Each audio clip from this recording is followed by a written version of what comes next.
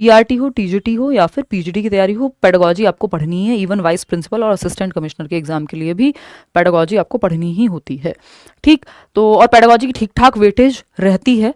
KVS ने ये जो एग्जाम हुआ था उससे पहले वाले एग्जाम में पेडागोजी की वेटेज को टीजीटी पीजीटी के लिए भी बढ़ा दिया था। एक टाइम पे तो सब्जेक्ट को भी उन्होंने हटा करके सिर्फ पेडागोजी ही एक बड़ी मात्रा में पूछा जा रहा था।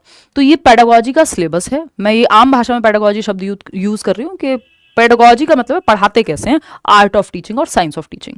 ठीक, लेकिन अगर केवीएस की भाषा में देखें इसको तो perspectives on education and leadership, तो शिक्षा पे परिप्रेक्ष्य कैसे देखा जा रहा है शिक्षा को, और लीडरशिप पे, तो शिक्षा और नेतृत्व पर परिप्रेक्ष्य 60 नंबर में आएगा। ये 5 यूनिट हैं। सिलेबस एकदम सेम है, चाहे वो पीजीटी हो, टीजीटी हो, पीआरटी हो, बस इन्हीं 5 यूनिट्स की वेटेज बदल जाएगी। मतलब अगर ये जो पीआरटी मतलब फर्स्ट टू फिफ्थ का टीचर, प्राइमरी टीचर, अगर प्राइमरी टीचर में 15 नंबर की ये पहली यूनिट आ रही है अंडरस्टैंडिंग द लर्नर, और पीजीटी में भी 15 की आ रही है, तो टीजीटी में ये 10 की आ रही होगी, और वहीं असिस्टेंट कमिश्नर के एग्जाम को लेकर के ये 30 नंबर में भी पूछा जा रहा होगा। तो पढ़ना सेम ही है, लेकिन क्योंकि हम पढ़ेंगे अच्छे से, ऐसा नहीं है कि बिल्कुल बस हल्का फुल्का देख करके, लेकिन उसी की वेटेज आपकी बेहतर हो जाएगी। शुरुआत करते हैं। तो ये आपकी 5 यूनिट्स हैं।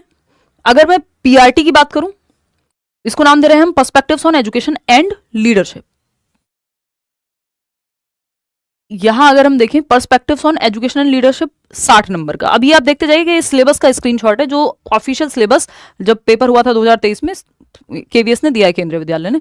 ठीक, तो ये पीआरटी का है 60 नंबर की वेटेज। सब कुछ सेम है, ये 5 के 5 यूनिट्स एकदम सेम है। यही 40 नंबर में बन जाता है जब टीजीटी में आता है। तो ठीक, तो ये अंडरस्टैंडिंग द लर्नर, बच्चे को समझना, यानी चाइल्ड डेवलपमेंट से रिलेटेड चीजें हैं। टीचिंग लर्निंग, शिक्षण प्रक्रिया को समझना, मेथड्स, ये सब अभी देखेंगे। तो ये 15 नंबर का 15 नंबर का, यहाँ पे बस इन्हीं के मार्क्स ऊपर नीचे कर दिए गए। बाकी सिलेबस एकदम सेम है, चाहे आपका ये टीजीटी का हो, चाहे पीआरटी का हो, चाहे पीजीटी का हो। अब ये पीजीटी का सिलेबस है 11th 12th के टीचर के लिए, 40 मार्क्स का आएगा। यही सिलेबस 60 में आ रहा था प्राइमरी में, क्योंकि वहां सब्जेक्ट भी आ जाता है, तो इसलिए टीजीटी पीजीटी में सब्जेक्ट भी है। मान लीजिए आप टीजीटी साइंस के लिए जा रहे हैं, मैथ्स के लिए जा रहे हैं, तो आपका मैथ्स भी आएगा, साइंस भी आएगा, या एसएसटी भी आएगा, तो पेडागोजी का वेटेज थोड़ा कम कर दिया जाता है। पीआरटी में सब्जेक्ट के नाम पे आपका पेडागोजी ही रहती है, इसलिए वहां वेटेज ज्यादा होता है। अब सेम 5 यूनिट 120 नंबर की, यानी डबल जितना पीआरटी में पूछा जा रहा है, असिस्टेंट कमिश्नर के एग्जाम में जो केवीएस में होता है, और दूसरा वाइस प्रिंसिपल के एग्जाम में। तो ये इन दोनों के लिए यही 5 यूनिट्स असिस्टेंट कमिश्नर के एग्जाम में, और वाइस प्रिंसिपल के लिए यही जो है आपके 120 क्वेश्चंस आएंगे सेम सिलेबस से, इन्हीं 5 यूनिट्स से। तो ये यूनिट्स को पढ़ना जरूरी है, ठीक है ना। सिर्फ पेडागोजी का बैच लाने के लिए एक बार आप जब ये सेशन कंप्लीट हो जाएगा, आप कमेंट्स में जितने हमें कमेंट आएंगे या लाइक आएंगे, लगेगा ज्यादा लोग को चाहिए पेडागोजी का बैच अलग से, सिर्फ केवीएस का पेडागोजी का बैच। ये क्योंकि यही सिलेबस आपको वाइस प्रिंसिपल, आपका assistant commissioner, TGT PGT PRT सबके लिए पढ़ना है। तो 5 पोस्ट के लिए तो कम से कम ये पढ़ना ही है। ठीक, चलिए समझते हैं कहानी क्या है और देखते हैं। अब इन 5 यूनिट्स को अगर हम थोड़ा मोटा मोटा समझने की कोशिश करें तो देखते हैं, आते हैं यहाँ। बाइलिंगुअल रहेगा कोर्स, जैसा कि आप यहाँ भी देख ही रहे हैं, कोशिश पूरी रहती है। ठीक, तो अगर और नोट्स वगैरह आपको मिलेंगे, ठीक नोट्स मिलेंगे, और साथ में कुछ क्वेश्चंस भी प्रैक्टिस करने को सामने होंगे आपके हर एक क्लास से, ठीक है ना। चलिए देखते हैं। Perspectives on education and leadership 60 marks को आप भूल जाइए, आप जिस पेपर की तैयारी कर रहे हैं उस हिसाब से मार्क्स बदल जाएंगे। वहां पे यही मार्क्स 60 भी होंगे, 40 भी होंगे, 120 भी होंगे। ठीक, पहली यूनिट उठाते हैं, अंडरस्टैंडिंग द लर्नर, यानी शिक्षार्थी को समझना। 15 क्वेश्चन इससे आएंगे, और इसमें क्या है अभी इसको समझते हैं। अंडरस्टैंडिंग टीचिंग लर्निंग, शिक्षण अधिगम प्रक्रिया को समझना, 15 क्वेश्चन इस पे। क्रिएटिंग कॉन्ड्यूसिव लर्निंग एनवायरनमेंट, यानी एक अच्छा एनवायरनमेंट कैसे स्कूल में आप बनाएंगे, 10 नंबर का टॉपिक।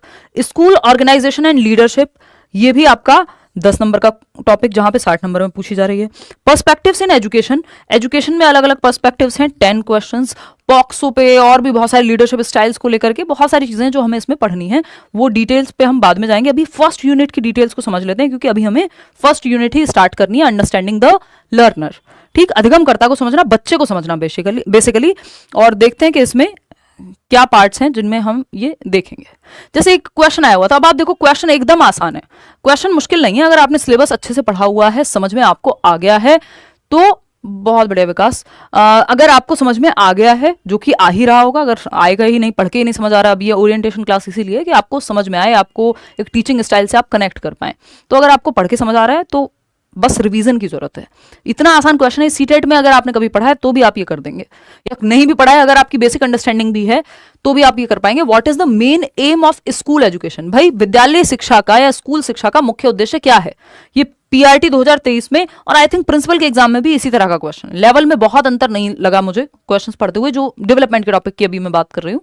ठीक, तो हमको सबको पता नहीं है क्या ये कि इमोशनल डेवलपमेंट ऑफ चाइल्ड, कि बच्चे का भावनात्मक विकास या मॉरल डेवलपमेंट? हाँ बिल्कुल सही बात है, नैतिक विकास, सही और गलत का विकास। इमोशनल डेवलपमेंट यानी भावनात्मक विकास भी हो बच्चे की भावनाओं का। और क्या है? All round development of child, बालक का सर्वांगीण विकास। ये बच्चे को पता है, और बच्चों को ना हो तो आपको तो पता होना ही चाहिए, क्योंकि आप तो बच्चे नहीं हैं, आप तो बच्चों को पढ़ाने जाने वाले हैं। मन से आप बच्चे रहिए, लेकिन आपको थोड़ा सा ज्यादा जानना होगा।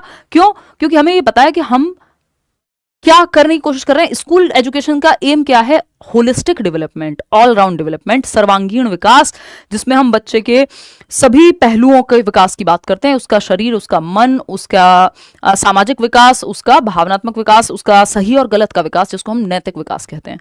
तो ये 4 मुख्य प्रकार हम पढ़ते ही हैं, जिसमें मुख्य रूप से 3 ही हैं। PCSE से याद रखते हैं हम कि फिजिकल डेवलपमेंट, कॉग्निटिव, सोशल और इमोशनल, यानी बच्चे के शरीर का, उसके दिमाग का, उसके सामाजिक विकास का, लोगों में कैसे रहना है, और इमोशनल डेवलपमेंट, ये सब आपके आ जाते हैं। ठीक है बात। सोशल डेवलपमेंट से ही जुड़ा हुआ है आपका मॉरल डेवलपमेंट। तो ये कोई भी ऐसा तो व्यक्ति नहीं हो सकता जिसने सीटेट पास किया हो और उसको इतना भी ना पता हो, और बिना सीटेट पास किए तो आप केवीएस देंगे नहीं, कि ऑलराउंड डेवलपमेंट की बात होती है। यानी स्कूल एजुकेशन का जो उद्देश्य है वो ये है कि बालक का सर्वांगीण विकास या बालिका का सर्वांगीण विकास, all round development, holistic development भी इसको लिखा जा सकता है। शब्दों के साथ खेला जाता है पेडागोजी में, अलग अलग शब्द मैं आपको बताती रहूंगी कि कहां पे किसको हम यूज कर सकते हैं या किस तरह से पूछ सकता है एग्जामिनर। वो मेरा एक्सपीरियंस उसमें थोड़ा सा काम आएगा। पिछले 8 सालों से हम लोग पेडागोजी डिस्कस कर रहे हैं, और बहुत सारे टीचर्स हैं अभी केंद्रीय विद्यालय में जो इस बार सेलेक्ट हुए, पिछली बार के भी लोग हैं, तो वो अच्छा लगता है अपने आप में, वो सौभाग्यपूर्ण बात लगती है कि उनके सिलेक्शन में थोड़ा बहुत योगदान हमारा भी रहा पेडागोजी को लेकर के, या बैचेस में अगर वो पढ़ें तो अलग अलग टीचर्स से फिर उनको हेल्प मिली। ठीक, तो ये आप होपफुली इस बार जब एग्जाम आए तो आप भी उसी हिसाब से मेहनत करके, और वो एग्जाम्पल फिर आप बन रहे हो, आप बाकी लोगों की हेल्प कर रहे हो। ठीक, inculcating spirit of patriotism in the child, यानी बालक में राष्ट्र प्रेम की भावना भरना। यार देखो, सिर्फ राष्ट्र प्रेम की भावना, सिर्फ भावनाओं का विकास, या फिर मैं कहूं सिर्फ नैतिकता का विकास, हमको हर प्रकार का विकास चाहिए जिसमें ये बाकी ऑप्शन वो बेस्ट होता है, या तो उसमें बाकी ऑप्शन अपना समाहित कर ले वो ऑप्शन, या वो बाकियों से बेस्ट हो, यानी बाकी गलत साबित हो जा रहे हैं और ये सही है, या फिर वो बाकियों को भी अपने अंदर समाहित कर ले, सबसे बेस्ट ऑप्शन बन जाए, जो कि यहाँ पे ऑलराउंड डेवलपमेंट ही है। सिलेबस अच्छे से नहीं पढ़ा, रिवीजन नहीं किया, तो फिर वहां सही की संख्या, क्योंकि मेरिट फिर बढ़ जाती है ना, अगर क्वेश्चंस थोड़े भी आसान आ रहे हैं जिस भी सेक्शन में, तो फिर स्कोर, अभी मैं आपको लर्नर्स का एग्जाम्पल बता रही थी, 58, 55 ऐसा ही स्कोर है लोगों का, तो क्योंकि नेगेटिव मार्किंग है नहीं, और पेडागोजी सबकी स्ट्रांग हो जाती है जब पढ़ते हैं, तो वहां पे गलती का स्कोप बहुत कम है फिर आपके पास, फिर आपको बहुत अच्छे से पढ़ना है। ठीक, तो ये जो पहली यूनिट है अंडरस्टैंडिंग द लर्नर, 15 क्वेश्चन की, इसमें 4 सब टॉपिक हैं एक तरह से, या 4 चैप्टर्स हैं इस यूनिट के अंदर।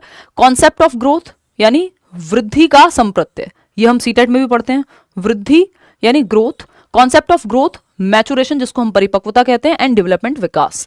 तो ये डेवलपमेंट ही टॉपिक है, बस अलग तरह से कह दिया गया है। Principles and debates of development, developmental tasks and challenges, ये आपके सामने आएगा। वृद्धि क्या है, परिपक्वता क्या है, विकास की अवधारणा, विकास के सिद्धांत कौन से हैं, वो जो प्रिंसिपल्स हम सीटेट में भी पढ़ते हैं। बहस, हाँ डिबेट्स हम सीटेट में नहीं पढ़ते हैं, जनरली डिबेट्स पे क्वेश्चन नहीं बनता है, ऑनलाइन के टाइम पे एक आध क्वेश्चन आया था। और विकासात्मक प्रक्रिया या चुनौतियां जिनको हम कह रहे हैं, डेवलपमेंटल डिबेट्स एक नई चीज है इसमें, और दूसरा डेवलपमेंटल टास्क हमको पढ़ने हैं डिटेल में। बाकी तो ये सीटेट में ऑलरेडी है, बट सीटेट में हो बेशक, फिर भी मैं आपको ये कराऊंगी दोबारा, ठीक है ना, फिर भी मैं आपको ये कराऊंगी कि कॉन्सेप्ट ऑफ ग्रोथ क्या है, मैचुरेशन क्या है, डेवलपमेंट क्या है, ये हमें पढ़ना ही पड़ेगा। प्रिंसिपल्स ये बेशक आपने सीटेट में पढ़े, फिर भी आपको रिवीजन के तौर पे पढ़ने हैं, और मैचुरेशन से भी कुछ क्वेश्चंस आए हुए हैं, मैं बीच बीच में आपको वो क्वेश्चंस लेकर के चलूंगी जब हम टॉपिक डिस्कस कर रहे होंगे। दूसरा फिर इसमें सब टॉपिक है डोमेन्स ऑफ डेवलपमेंट, यानी विकास के प्रकार, physical, cognitive, socio emotional, moral development, deviation कौन सी होती है, विचलन विकास में, अब ये भी एक छोटा सा नया टॉपिक हो गया। डेवलपमेंटल टास्क एक छोटा सा नया टॉपिक हो गया, डिबेट जो है नया टॉपिक हो गया। बाकी सब सीटेट वाला है अभी तक, तो क्योंकि ये यूनिट पुरानी है, डेवलपमेंट तो आप पढ़ते ही हैं सीटेट में भी।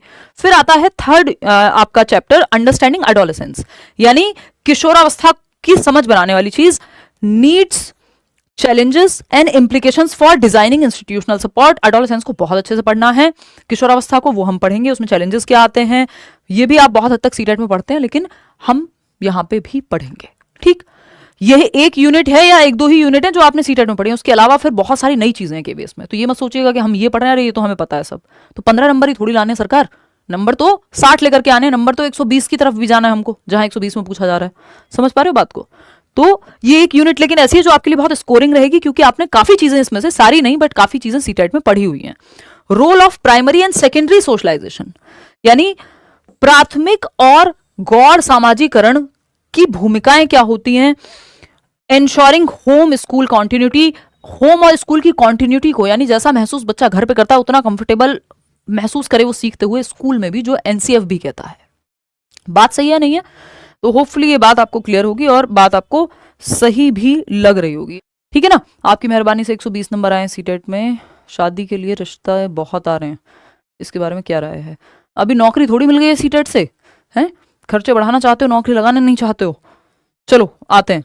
देखो, अभी आगे की तैयारी करो, बीपीएससी की तैयारी करो, अभी केवीएस आएगा उसकी तैयारी करो, नौकरी लो प्रॉपर। 120 पे क्यों रुक जा रहे हो? हैं?